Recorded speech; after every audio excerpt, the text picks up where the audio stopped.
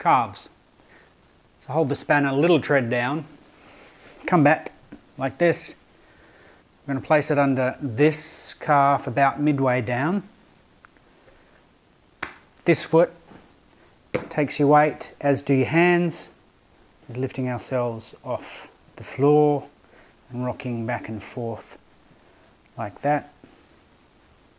You probably want to do about a minute in the middle, and then if you want to, pull it down lower